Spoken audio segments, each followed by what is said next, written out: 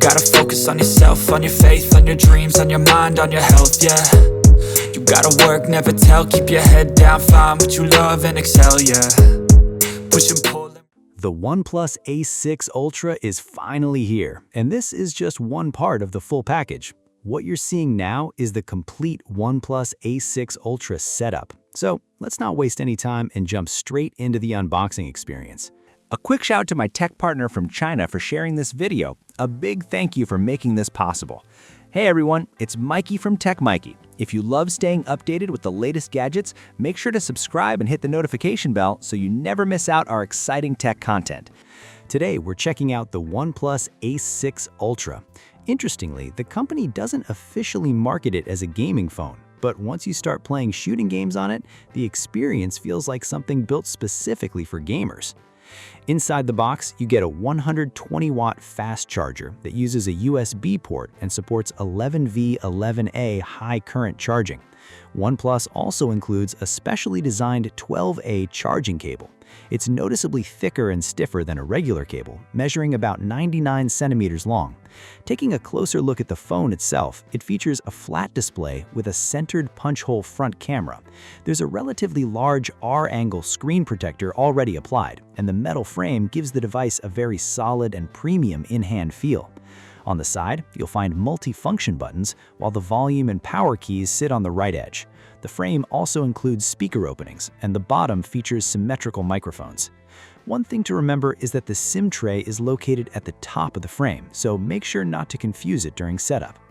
Now, let's talk about the rear design. I haven't even powered it on yet, but the lighting effect on the back already looks incredibly eye-catching, almost as if the phone itself is glowing. The oversized Ace logo looks fantastic and easily deserves full marks when it comes to visual impact. First impressions are definitely strong here, so give this design a thumbs up. This phone clearly isn't focused mainly on camera performance, which explains the dual aperture camera setup. There's also an additional sensor placed beside the module. The phone itself isn't super slim, but once you consider the gaming-oriented grip and feel, the thickness actually makes sense. It weighs around 220 grams, and the bezels are evenly balanced on all four sides, with smooth and consistent rounded corners both inside and out. Moving on to the hardware, the OnePlus Ace 6 Ultra comes equipped with a 1.5K display featuring a super fast 165Hz refresh rate, which is one of its biggest highlights. Powering the device is the Dimensity 9500 processor along with the Wind Rider gaming kernel. In benchmark testing, the GX86 achieved a single-core score of 3523 and a multi-core score of 10335. Compared with similar benchmark results, the performance level becomes pretty clear. On Antutu V11, the phone scored an impressive 3.92 million points. Looking at the benchmark comparisons, it's obvious this device is built with serious performance in mind. Now, let's get into gaming performance. In honor of Kings, the phone supports a native 144Hz mode and maintained full-frame gameplay consistently. During testing, temperatures reached 39.2 degrees Celsius on the front and 40.5 degrees on the back, while total power consumption stayed around 3.31 watts. Under heavier stress, Genshin Impact was tested at maximum graphics settings with 60 FPS gameplay for 30 minutes. The average frame rate stayed at a rock-solid 60 FPS throughout the session.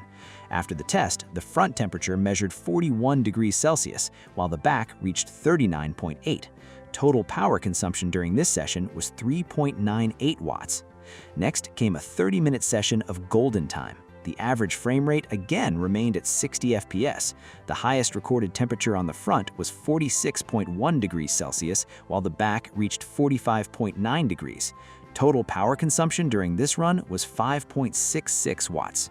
Finally, let's discuss game optimization and adaptation. A lot of smartphones now come with high refresh rate displays, but having powerful hardware alone isn't enough. Manufacturers also need to work closely with game developers to properly optimize the experience. This time, one of the standout features is that several mainstream shooting games support 165 FPS natively on this device. Clearly, a huge amount of behind-the-scenes tuning has gone into making that happen.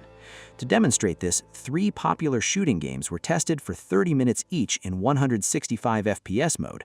Throughout all 3 tests, frame rates remained stable, while both temperatures and power consumption stayed under good control.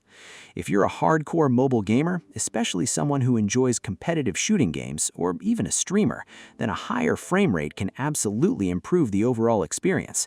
In simple terms, a smoother gameplay can also give you a real competitive edge. As for charging speeds and battery life, the OnePlus Ace 6 Ultra packs a massive 8600 mAh battery and supports 120-watt wired fast charging. In real-world testing, the phone went from completely dead to 100% in just 49 minutes, while a full charge cycle finished in 56 minutes. After completing 5 standard battery endurance tests, the device still had 77% battery remaining, which is seriously impressive. The testing didn't stop there. Next, 4K 60 FPS online video playback was run continuously with subtitles turned on. Starting from a full charge all the way until the phone powered off, the total playback time reached 18 hours and 51 minutes. Now let's move on to the full accessory setup, starting with the shooting controller. This controller uses a slightly stretchable design that lines up perfectly with the camera opening. The installation process is simple. Just insert it, extend it, and retract it into place. The controller also includes a desktop-style interface, which means you can charge the device while using it at the same time. The larger grip makes two-handed gaming feel much more comfortable, while the textured edges improve stability and grip during gameplay. As an open-style Android handheld accessory, we've already used this setup across dozens of videos, and the oversized grip definitely makes a noticeable difference in comfort. Once you hold it horizontally, you immediately understand the intended gaming posture. Your thumbs naturally control the screen, creating a much more ergonomic experience. A lot of professional mobile gamers use 4-finger or even 6-finger control layouts in competitive shooting games. Without accessories, your hands end up blocking a huge portion of the display. But with this gamepad setup, screen obstruction is reduced significantly, while also giving you access to additional controls. The controller also features micro switch buttons with crisp feedback, along with 2 rear buttons at the bottom that feel very tactile and responsive. Of course, long gaming sessions also require proper cooling, so we opened things up and attached the cooling fan directly onto the device. The magnetic attachment is extremely strong. You can really feel it lock into place. Combined with the semiconductor cooling contact surface, it delivers efficient heat dissipation during heavy gaming.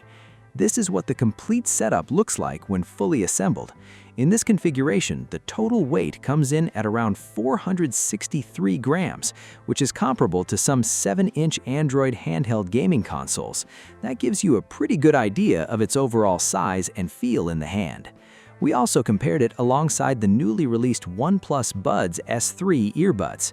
So, in the end, the question becomes this: would you rather have a gaming phone with a built-in cooling fan, or do you prefer OnePlus's external combination of a gamepad and cooling fan? Let everyone know what you think. That's it for this video, and I'll see you in the next one.